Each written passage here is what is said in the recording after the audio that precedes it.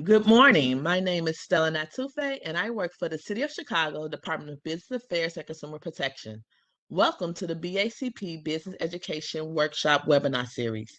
We have adapted our regular business education workshops at City Hall into these webinars until further notice. On behalf of our Commissioner, Rosa Escareno, I want to inform you that business licenses can be processed online by visiting chicagobusinessdirect.org. If you are a part of the BACP Entrepreneur Certificate Program, you can get credit for joining this webinar by sending an email to bacpoutreach@cityofchicago.org. If you want to learn more about this program, please visit chicago.gov/business education. To help guide your business and employees during Chicago's reopening process, please visit chicago.gov/reopening. Also, BACP and the City of Chicago's Office of Emergency Management and Communications created Shy Biz Emergency Alerts. You can opt in to receive targeted emergency alerts for the business community.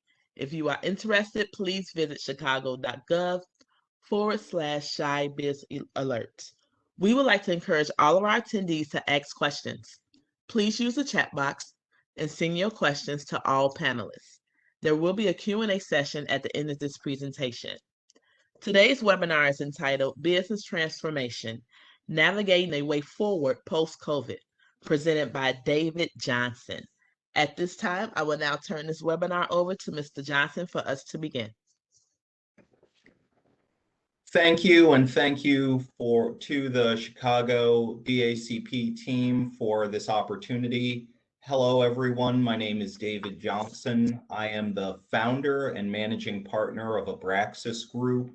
I have spent my 25-year career working in business transformation, change management, performance improvement, restructuring, turnaround, and value creation.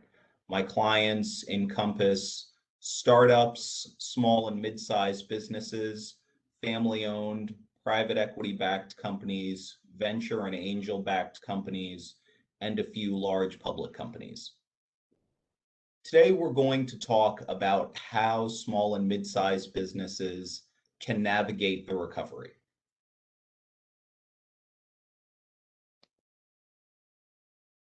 I like to start with a quote, and I found one from Bruce Lee that I thought was appropriate.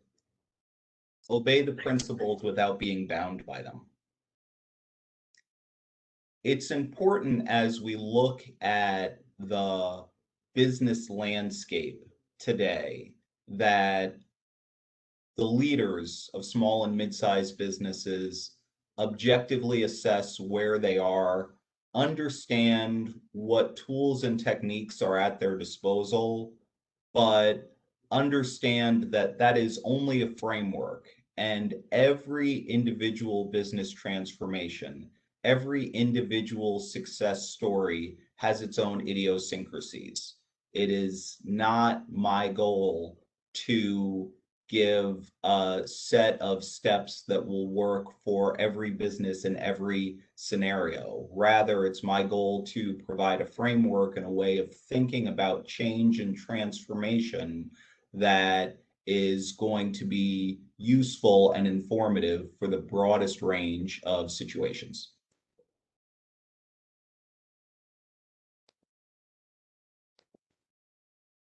I'm going to start with the macro challenges. And by macro challenges, I mean issues that are facing all of you, all small and mid-sized business leaders, owners, and trusted advisors. To me, the first is it comes from reflecting on just how dire the forecast was a little over a year ago. Moody's was estimating that as many as 1 million small businesses might have failed last year. Now that's out of a total of 8 million in the country. So it looked possible that 1 out of 8 or 12.5% of small businesses might fail as a result of the coronavirus pandemic. Thankfully, that did not happen, but the harm was severe.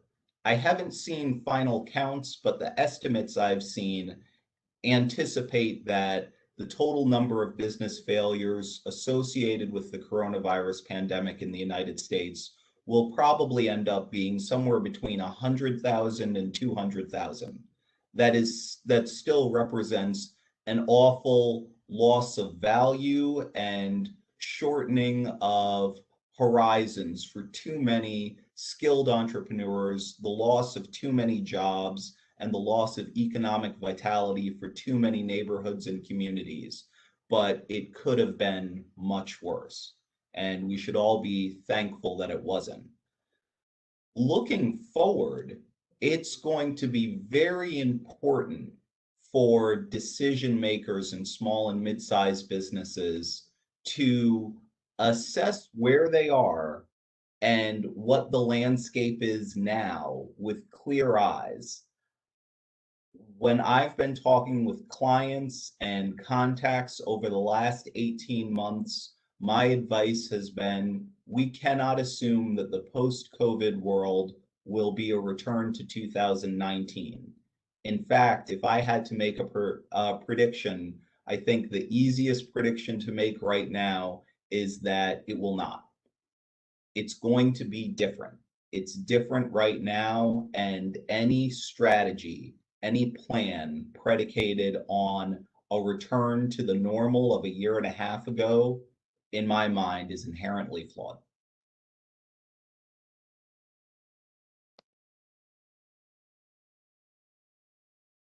In talking about the macro challenges, sales is one that jumps out at me. And I saw this statistic and it really took my breath away. Just over half of operational small and mid-sized businesses in the United States experienced a year-over-year decline in sales. That is stunning. It calls into question the plans of many entrepreneurs, many families, and again, the outlook and the optimism of many communities. It puts a lot of organizations in a hole, and it really challenges businesses now to think about what is the path up and out, having experienced that sales decline.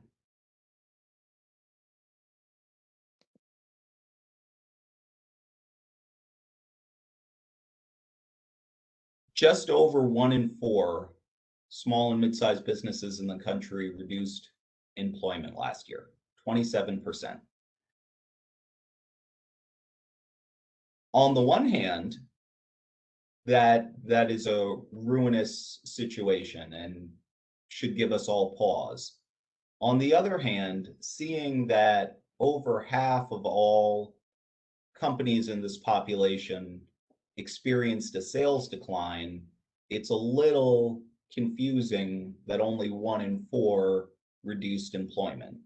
And again, that gets to something that we're going to talk about more in this presentation, but how we react to changes as business owners and business leaders often is not strictly logical. There's often, we hold to a story, we hold to what are called heuristics or rules of thumb. If you deeply believe that 2020 is an anomaly, and when the anomaly is over, the world will look the way it did before the anomaly, you might do something like be a little bit slow to reduce your cost structure. That's perfectly understandable. It does have considerable knock-on effects, though, and we'll talk about those.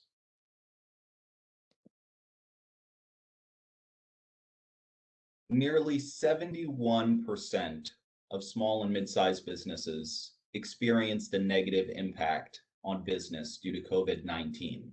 Now, why is that number so much higher than the decline in sales and the decline in employment? My estimate is that this is probably a pretty good indication of the number of small and mid-sized companies, 7 out of 10, that experienced a decline in profitability or a decline in cash flow. And those are the metrics that allow that's the lifeblood of a company, especially a small business. So to me, this is indicative of the scope of the challenge.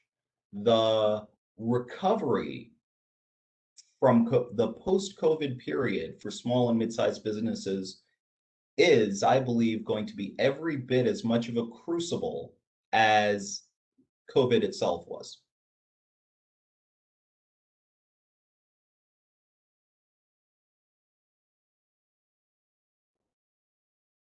In interpreting the reduction in operating capacity, it reducing 42% due to COVID-19, the way I look at that is businesses are going to have to take a hard look at what their goals are going forward.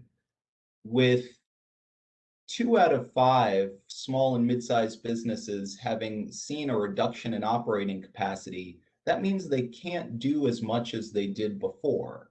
That implies that sales targets are going to have to be reset, which implies that staffing is going to have to be reset. An entire cost structure might need to be looked at again. It opens up the opportunity, but also the challenge to truly start reimagining a business, because what we're seeing here is so many of our small and mid-sized business brethren simply can't do what they were able to do in 2019.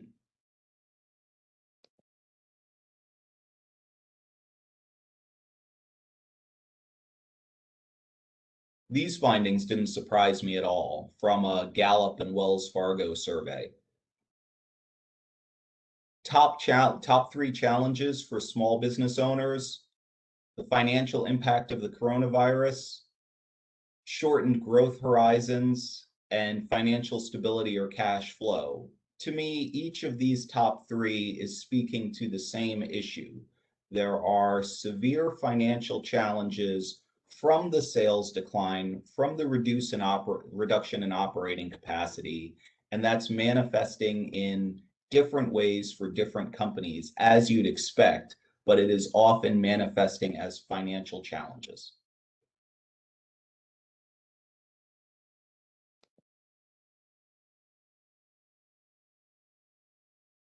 One of the interesting things in working with small and mid-sized businesses, as I have throughout my career, is you can feel a sort of disconnect as a well-informed business person. You read the Wall Street Journal and you read Bloomberg and you talk to your peers, and sometimes you feel like they're operating in 2 separate universes. Large companies came out of this crisis healthier. A large percentage of small and mid-sized businesses did not get the level of financial support and do not have the level of financial resources coming out that they need to be successful the way they are currently constituted. And that means that business owners, business leaders, and their trusted advisors are going to have to take hard looks at themselves, at what their goals are, and what resources they can bring to bear to make adjustments, because the larger companies are just in a better position right now.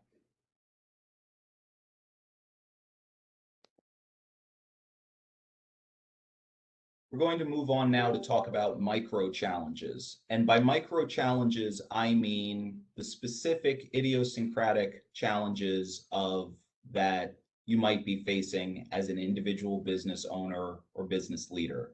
Again, this is not going to encompass everyone. These are still a bucket of broad challenges that I'm seeing across my practice, but I do think they're illustrative points and points very germane to this conversation.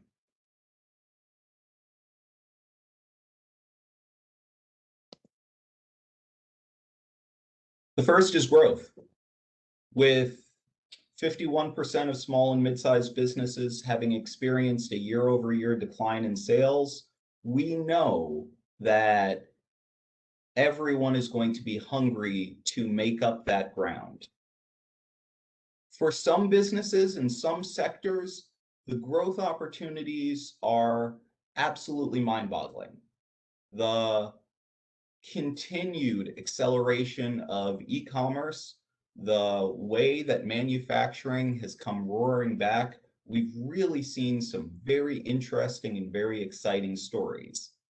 On the other hand, a lot of services businesses remain very challenged, and we are seeing a lot of constraints in a lot of areas on growth. The growth story for a particular company, obviously you want to outperform your market, and one of the very special things about small and mid-sized businesses is that you can grow faster than the market for a very long time, but the growth outlook is going to be a challenge for everyone. For some, they're going to have to reset their growth expectations even higher. For others, growth expectations are going to have to be dialed back, but everyone is going to have to take a hard look at their business model and make some changes to truly maximize and capitalize on the opportunities that the market is presenting to them.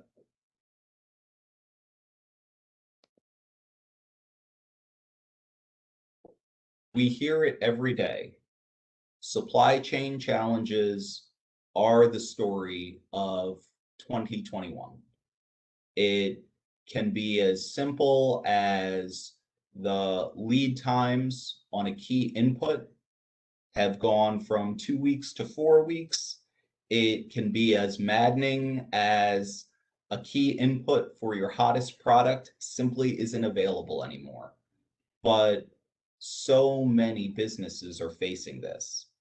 It is a challenging time, especially in the face of the financial hardships imposed on small and mid-sized businesses over the last year and a half, 15 months. Now, to have opportunities and simply not be able to meet the level of demand that you have is absolutely maddening. It's going to require different thinking about supply chains, different thinking about levels of inventory or the set of supply partners that you have. It's not an impossible situation to navigate, but it can be a very frustrating one. And unfortunately, when these disruptions tend to happen, costs tend to go in the wrong direction. Businesses are going to have to manage and monitor this very closely, and they should be approaching this challenge with a risk mitigation mindset. There probably isn't a lot of opportunity for most companies to save money here. The opportunity is to minimize the damage.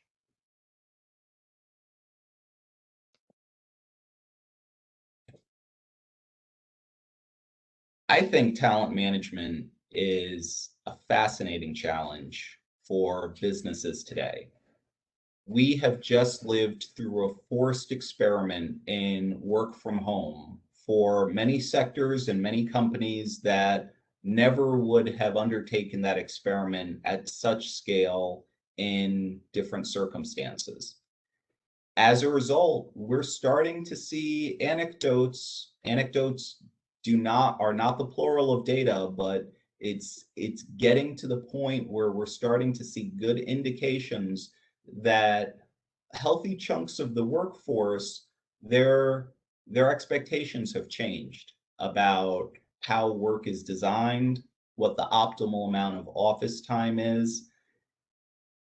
There is going to be a continual level of disruption in the talent management ecosystem as companies with growth opportunities, companies with a path to continued upward trending profitability are going to need to fight to retain their talented employees and to add new ones.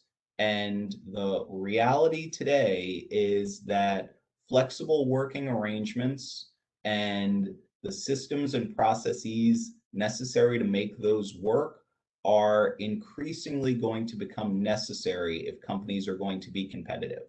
It is not simply going to be a matter of compensation, the structure of work, the level of opportunity for working from home, for working remotely is going to be a factor in an increasing number of employment decisions, both among employers and their prospective employees. This is an opportunity for companies that are able to adapt more flexible structures. For those who are not, it is going to be yet another headwind.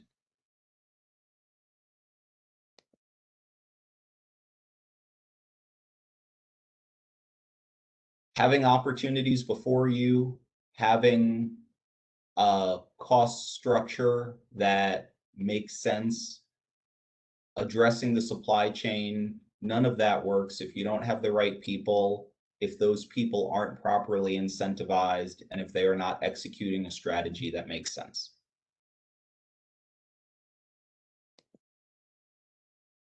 And similarly, none of those things are going to matter if companies are capital constrained such that they are not able to execute on their strategy.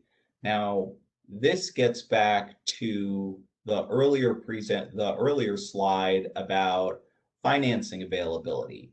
Small and mid-sized businesses have long been constrained in capital. The Paycheck Protection Program was very successful in dispersing a large amount of capital to a large amount of companies. Unfortunately, many of those companies, on being approved for those loans, many of which the principal for much of which was forgiven, they did not approach it with a strategic mindset. As a result, that essentially government-backed equity infusion has not made companies stronger. It simply delayed reorganization that companies are going to need to make. Now, at the midpoint of 2021, these very same companies, in some cases, and some companies that didn't even get PPP money, are going to have to look hard at what steps they can take to ensure that they have the capital necessary to execute on their plans. And if they don't, how can they adjust their plans such that those are plans that they are capable of funding?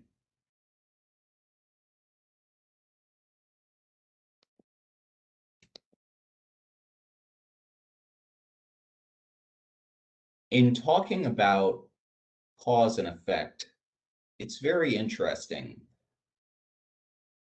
Too often in my career, I've seen incredibly talented and successful business leaders conflate the effects of an issue with the cause of an issue. And the instance of that I see the most often is a business leader will come to me and explain that cash is tight, and they will insist that cash being tight is the problem. The effect is never the problem. The goal, the discipline of business transformation is having the presence of mind to step back from the immediacy of the effects, which are often very easy to perceive, and taking the time to trace through to the cause, which can often be more obscure.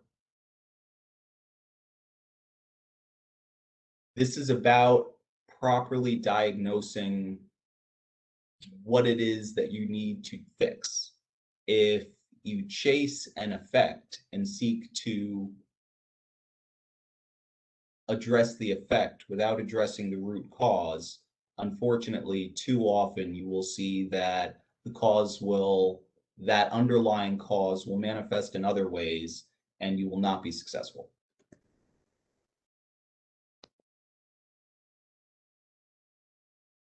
Now, I've used a few terms in this presentation, and I'd like to take a moment to define them. A restructuring is essentially a reordering of the balance sheet. You are doing something to the level of debt or the level or type of equity in a company. A restructuring in a strict definitional sense does not have an operational component. It is a balance sheet exercise. It is a transaction of some type. A turnaround is the operational change aimed at improving financial performance. It's generally a very intensive situation. It's generally also short to medium term. A turnaround would generally be a 3 to 12-month situation. A business transformation is a level of change that builds on the prior two. It's a fundamental reset of the strategic position of an organization.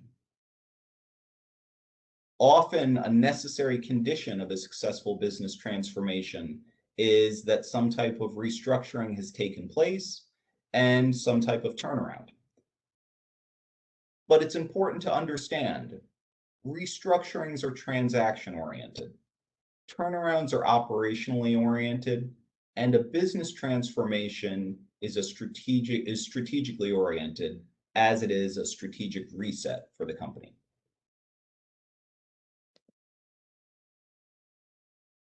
All of this change takes place across a spectrum, with restructuring being something that, while intense, is often mediated by advisors and is often something that can be accomplished very quickly. In many cases, especially with a smaller mid-sized business, a well-designed restructuring can take place in 3 months. A turnaround is often something that for many businesses an outside advisor is necessary. A turnaround can be longer term, but the period of highest intensity is usually 3 to 6 months. A business transformation, on the other hand, has a much longer lifetime because it is a fundamental strategic change of the company, whereas a restructuring and turnaround both have strategic elements, but they are fundamentally tactical types of changes. A business transformation is grounded in strategy. It is grounded in revising and recasting assumptions, goals, and expectations. And often a business transformation is not done until the leadership team of an organization is rebuilt around those reset assumptions, goals, and expectations.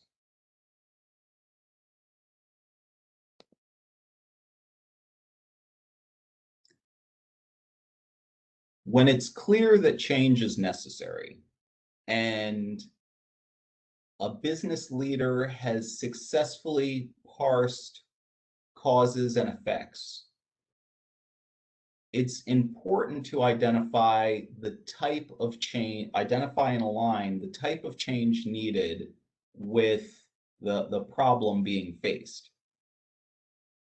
A restructuring is an exercise in aligning a company's capital structure, getting the risk tolerances of your capital providers, your lenders, your supply partners, your equity investors, and any other capital providers, getting their risk tolerances aligned with where the company is today and where the company is going. A restructuring can be very successful in a few key areas: modifying debt terms, generating a cash infusion, buying time to execute a plan. But a restructuring will not do anything to reduce the expectations placed on a team, and it cannot generate operational improvements.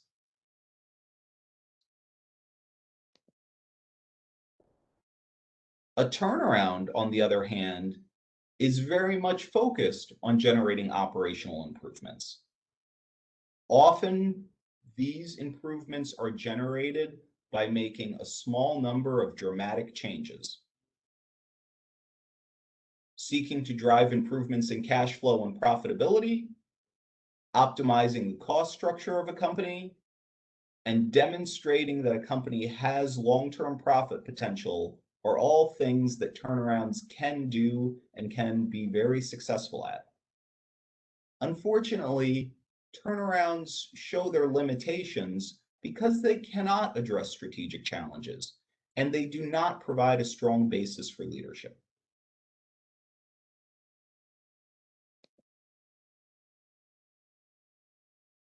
As I said before, a business transformation is often the culmination.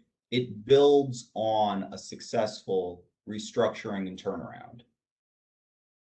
Very often, a business transformation is marked by a new strategic direction and new leadership. Now, this type of change can reset expectations, can provide clarity on a long-term path, and it can offer a compelling vision for stakeholders. It will not do anything, though, to resolve skill gap or fit issues with your team or to lessen any of the challenges of execution.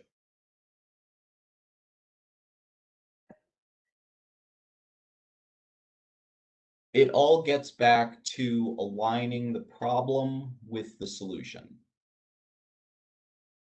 I listed here a few very common problems and what the appropriate type of change is. If a company finds itself unable to service debts as they come due, generally that can be handled through a restructuring. If a company finds that its lenders are unwilling to support growth, that is also a challenge that restructuring can very successfully deal with. However, if a company finds that cash flow is insufficient to support operations, a restructuring is not going to do anything to fix that problem. That is best handled in a turnaround. When a company is unclear on profitability by customer or product, that is often addressed through a turnaround as well. Now, these last two get to where so many companies are today. When a company finds a need to adjust to shifts in customer behavior, a restructuring or turnaround will not fix that problem. That is a fundamental strategic issue, and that must be dealt with through a business transformation. When a company's leadership team skills are misaligned with the needs of the company, that is also a business transformation. Neither a restructuring nor a turnaround will successfully address that challenge.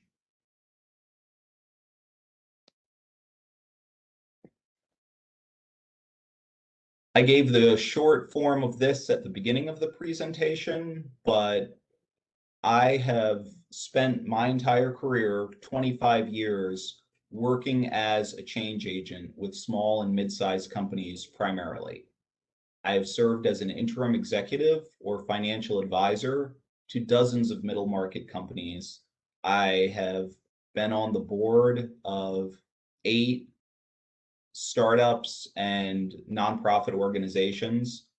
I have a commitment to thought leadership, speaking opportunities such as this one, and articles all on the topics of business transformation, change management, performance improvement, restructuring, turnaround, and value creation. And I am so grateful for your time today. I'd like to answer any questions.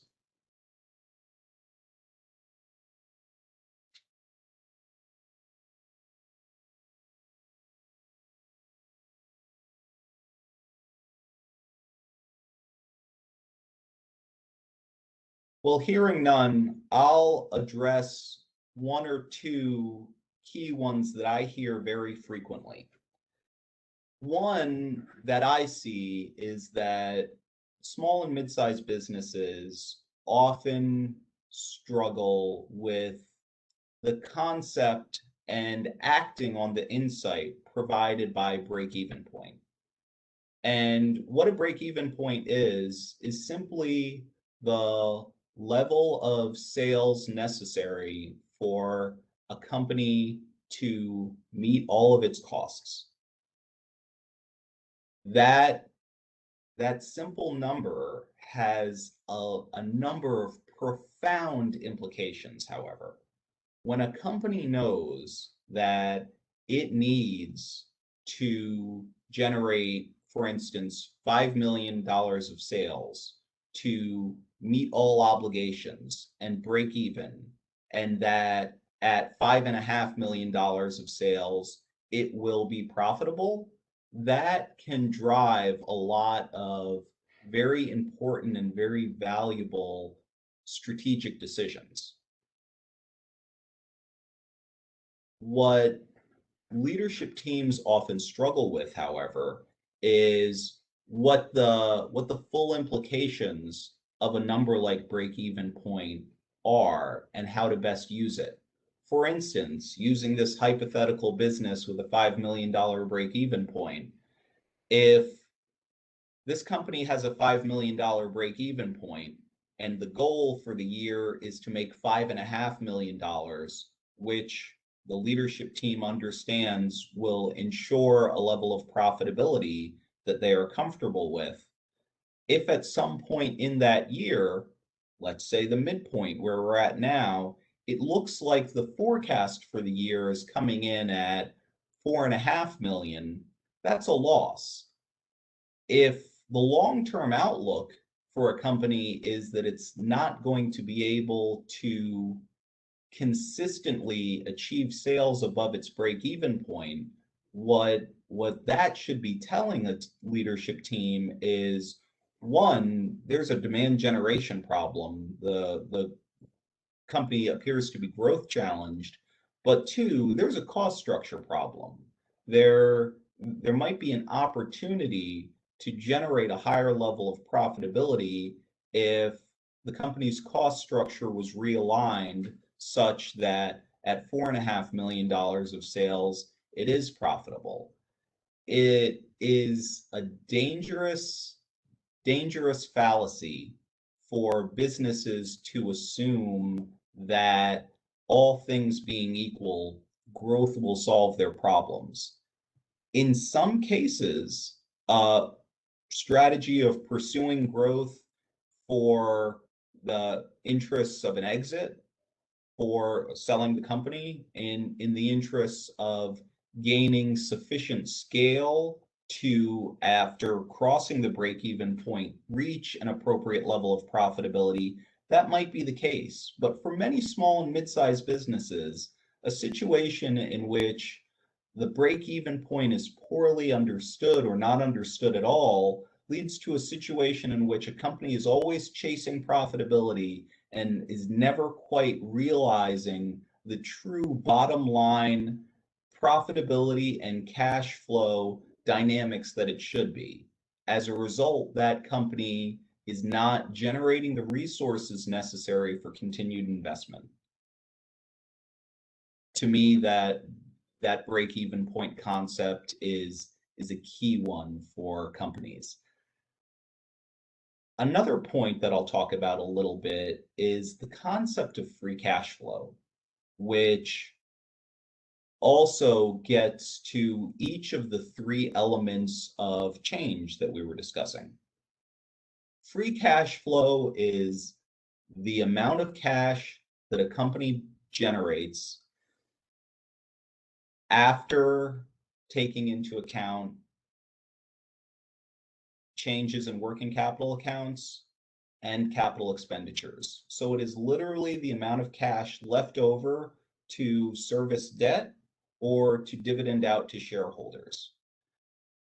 Many small and mid-sized businesses are managed by incredibly talented, incredibly passionate individuals who have a level of sophistication in their market niche, in their specialty, that is absolutely daunting.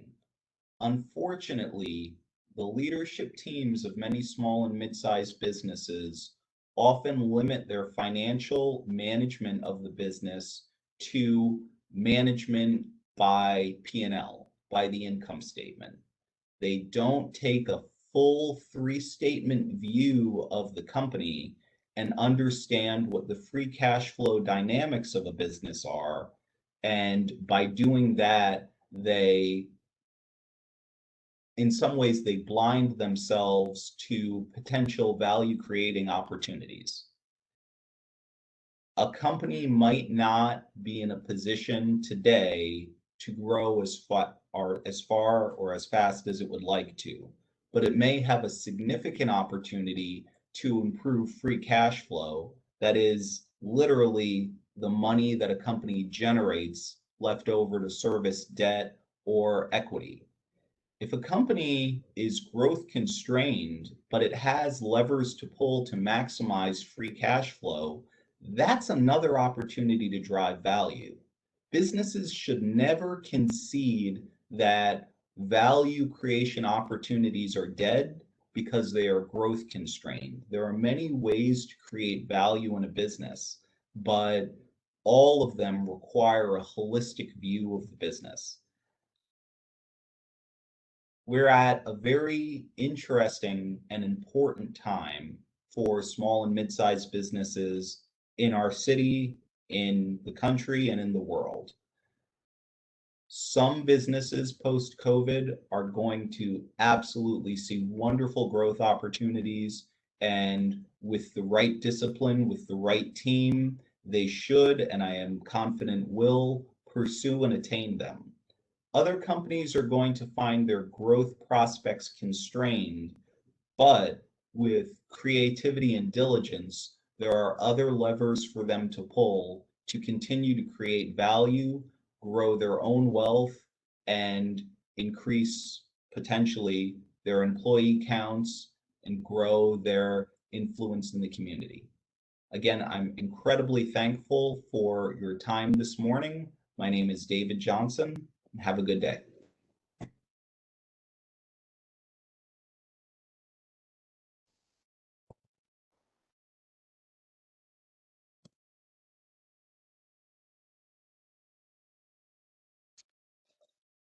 Okay, first question. We are a small business in the restaurant industry. As you mentioned, there's competition in hiring talent, and this is met by increasing compensation and benefits.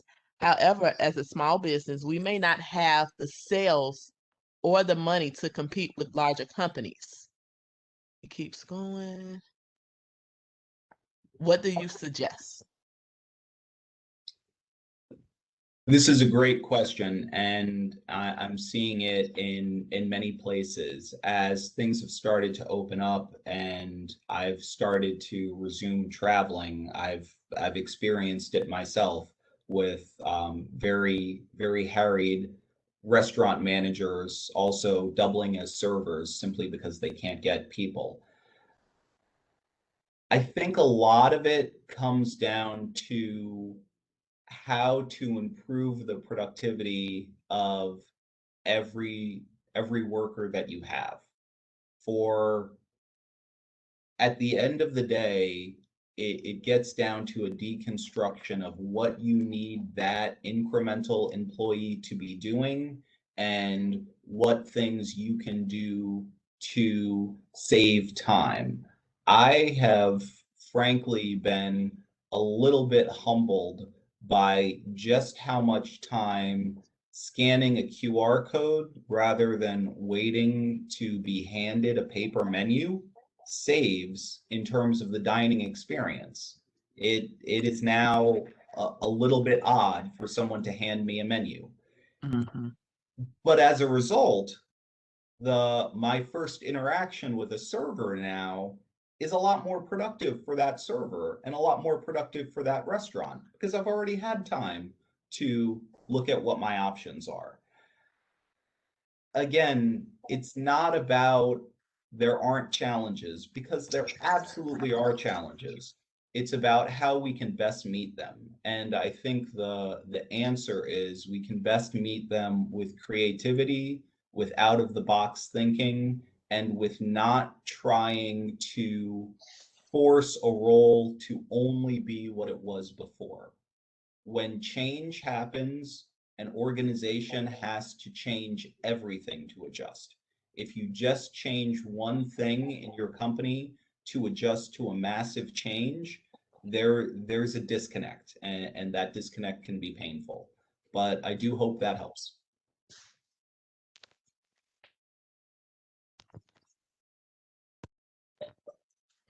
Everyone is saying thank you. This was great information, David.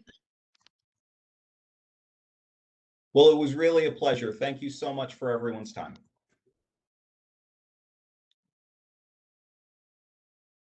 Yep, so that's it. No more questions. So if you would like to receive credit for today's webinar, please send us an email to bacpoutreach@cityofchicago.org. To find out more about our upcoming webinars, please visit chicago.gov/business education. Thank you again, David, for this wonderful information. And this presentation will be posted on the Chicago BACP YouTube page. Enjoy your weekend. Thank you. Thank you.